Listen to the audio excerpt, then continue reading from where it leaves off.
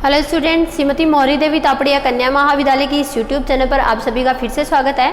आज का जो अपना टॉपिक है वो है डाइफेंटाइन इक्वेशन। आज के वीडियो के अंदर अपन डाइफेंटस इक्वेशन क्या होती है उनके बारे में अपन डिस्कस करने वाले हैं। ये बिल्कुल नया टॉपिक है आपके लिए कि डाइफेंटस इक्वेशन, वैसे तो अपन ने इन इक्वेशन को अपन ने बहुत बार देखा भी है, समझा भी है इसको, लेकिन इसको अपन डाइफेंटस के जो यूनानी गणितज्ञ थे, जो डाइफेंटस नाम के एक यूनानी गणितज्ञ थे, उन्होंने इन इक्वेशन को एक पूर्णांक, इनके जो सॉल्यूशन हैं वो अपन एक इंटीजर किस तरह से फाइंड आउट कर सकते हैं, उसके लिए उन्होंने कुछ कंडीशंस और कुछ इक्वेशंस के लिए उन्होंने कुछ जो रेस्ट्रिक्शंस थे वो उनको डिफाइन किया था। तो उनको अपन डिस्कस करने वाले हैं कि डाइफेंटस जो यूनानी गणितज्ञ थे उन्होंने इस इक्वेशन को किस तरह से डिफाइन किया था।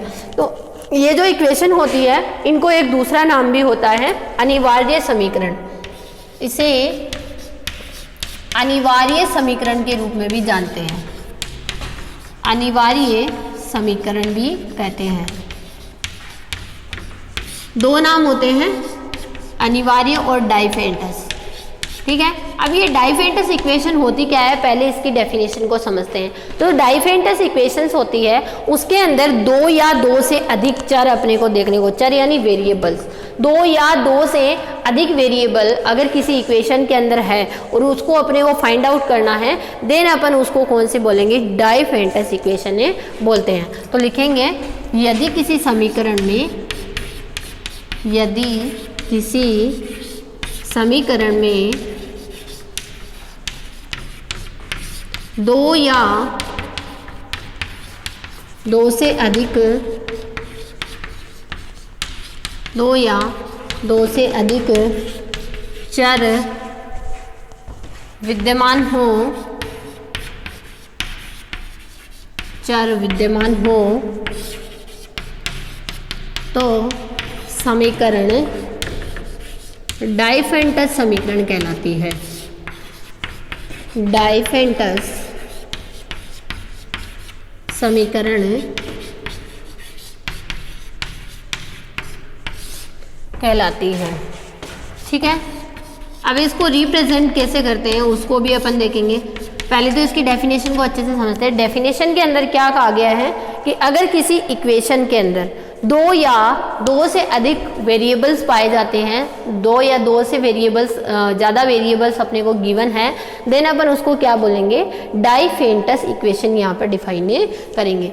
अब इसके जो इसको किस तरह से दिखाते हैं उसको अपन देख सकते हैं। यहाँ पे अगर अपने को कोई इक्वेशन गिवन है ax + by = c, ये इक्वेशन अपने को अगर गिवन है तो ये कौन सी इक्वेशन है, यहाँ पे डाइफेंटस इक्वेशन यहाँ पर है। ठीक है, यहाँ पे देखिए x और y जो दोनों वेरिएबल है वो कैसे होते हैं, अज्ञात वेरिएबल है, अज्ञात चर है। तो ये जो इक्वेशन होगी वो क्या हो जाएगी, डाइफेंटस इक्वेशन यहाँ पर डिफाइन हो जाएगी। डाइफेंटस इक्वेशन जो है उसको अपन इस तरह से डिफाइन कर सकते हैं। अब इसके जो सॉल्यूशंस है, इनके जो हल होते हैं वो इंटीजर्स किस कंडीशन के अंदर हो सकते हैं, एक इंटीजर की फॉर्म में उनके जो सॉल्यूशन है वो कब फाइंड आउट होंगे, उसके लिए कुछ कंडीशंस होती है, उसको अपन देखते हैं। पहले तो अपन देखते हैं इसके जो हल होते हैं वो किस तरह से डिफाइन होते हैं। ठीक है, तो अब अपन इसमें लिखेंगे डाइफेंटस इक्वेशन के सॉल्यूशन के लिए अपने पास है जो कुछ फॉर्मेशन, कुछ इक्वेशंस अपने को गिवन है उसको अपन देखेंगे। तो डाइफेंटस इक्वेशन के लिए यहाँ पर अपन लिखेंगे सबसे पहले कि यहाँ पर इसका जो सॉल्यूशन है x और y जो है उसके हल के जो अस्तित्व के लिए जो दो कंडीशंस होगी उसको यहाँ पर अपन लिखेंगे।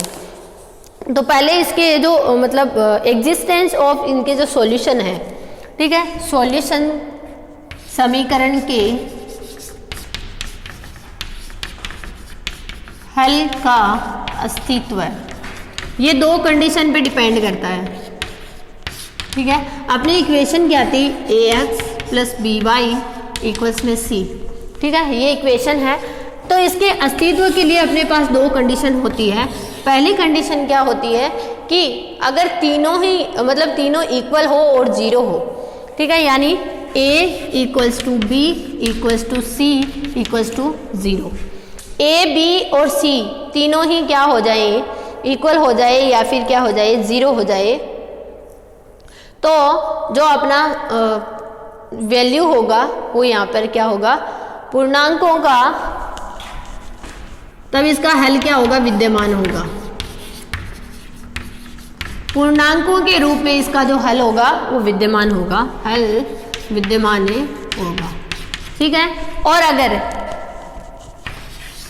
ए और बी दोनों ही सिर्फ जीरो है, ये सिर्फ दो ही जीरो है, सी जीरो नहीं है, then is C not equal zero, तब इसका जो हल है वो विद्यमान नहीं होगा। सी नॉट इक्वल जीरो, तब हल विद्यमान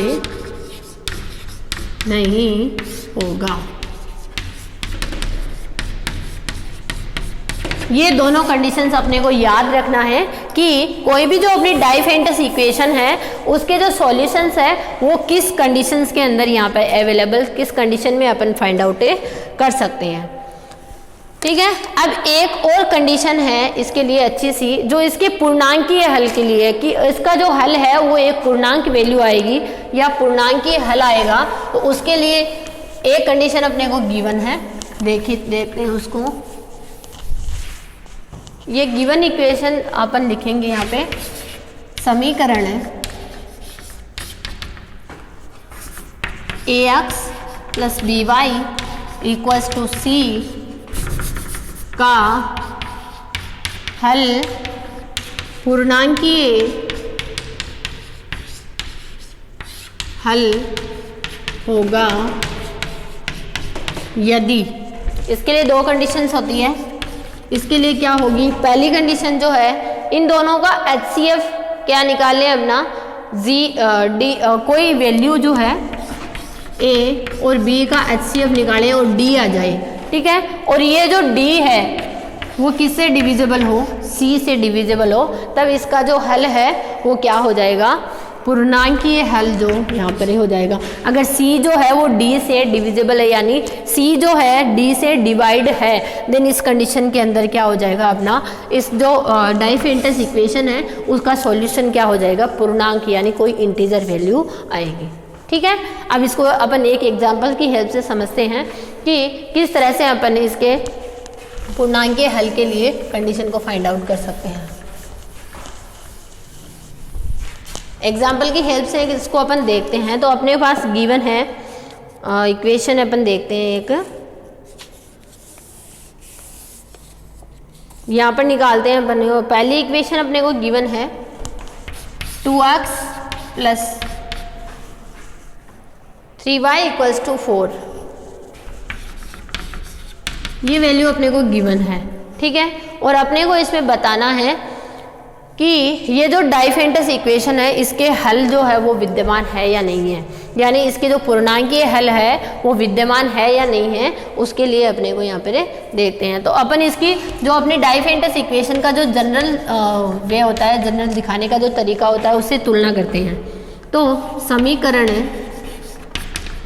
ax plus by equals to c से तुलना करने पर, क्योंकि अपन ने तो उस फॉर्म के अंदर पढ़ा है ना अभी जो रूल्स पढ़े हैं, तो a की वैल्यू यहाँ से क्या हो जाएगी, 2 हो जाएगी, b की वैल्यू यहाँ से कितनी हो जाएगी, 3 हो जाएगी, और c की वैल्यू कितनी हो जाएगी, 4a हो जाएगी। ठीक है। ये वैल्यू अपन यहाँ पे a, b और c की वैल्यू यहाँ पर अपन निकालेंगे। अब डाइफेंटस इक्वेशन के लिए अभी अपन ने थोड़ी देर पहले देखा था कि इसके जो सॉल्यूशन है उसके लिए क्या देखा था, a और b का HCF निकालेंगे पहले अपन। a और b का HCF अगर क्या आती है, d निकालते हैं। यहाँ पे a और b कितना है, 2 और 3, इन दोनों का HCF कितना आ जाएगा, 1 आ जाएगा। ठीक है। और जो d आता है वो c से उस d से क्या होना चाहिए, डिविजिबल होना चाहिए। तो अपन देख रहे हैं यहाँ पे 1 जो है वो 4 को क्या करता है, डिवाइड करता है, 1 डिवाइड होता है 4 से। अतः अपन लिख सकते हैं, अतः दी गई समीकरण का हल विद्यमान होगा या पूर्णांक हल विद्यमान होगा। ठीक है। अपने से यही पूछा गया था कि जो गिवन डाइफेंटस इक्वेशन है उसका सॉल्यूशन जो है वो विद्यमान होगा या नहीं होगा। तो अपन ने यहाँ पे देखिए पहली कंडीशन, पहले अपन ने क्या निकाला, ए और बी का अपन ने क्या निकाला, HCF निकाला। ए और बी का HCF कितना आ गया, 1 आ गया, और 1 जो है वो सी को क्या कर रहा है, डिवाइड कर रहा है। देन क्या हो जाएगा अपना यहाँ पर इसका हल जो है वो विद्यमान हो जाएगा। ठीक है, अब अपन एक और एग्जाम्पल लेके इसको और अच्छे से समझते हैं कि इसके अंदर और क्या कंडीशन अपने यहाँ पर हो सकती है। तो नेक्स्ट जो है उसके अंदर अपने को गिवन है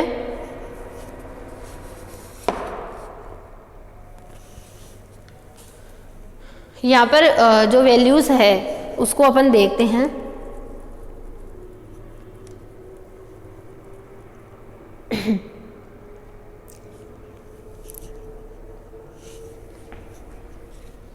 यहाँ पर आएगा 12x प्लस है 501y इक्वल्स टू 1। ये इक्वेशन अपने को गिवन है और अपने को बताना है कि ये जो गिवन इक्वेशन है ये सॉल्वेबल है या नहीं है। ठीक है, तो यहाँ पर अपन देखेंगे, देखिए अपने a की वैल्यू कितनी हो जाएगी, 12 है, b की वैल्यू कितनी हो जाएगी 501 और c की वैल्यू कितनी हो जाएगी 1। तो अपन a और b का क्या निकालते हैं, यहाँ पे HCF निकालते हैं। तो a और b का ऐसे 12 और 105, 12 और 105 का जब अपन HCF निकालते हैं तो अपने कितना आता है, 3 आता है। ठीक है, जो इनका HCF यानी इनकी जो कॉमन होगा, कॉमन फैक्टर होगा, हाईएस्ट कॉमन फैक्टर वो कितना आएगा, यहाँ पर 3 आएगा। तो 3 आ गया, तो कितना 3 आ गया। और अब देखेंगे कि 3 डिवाइडेड 1 नहीं होता है ना, 3 1 को विभाजित नहीं करता है,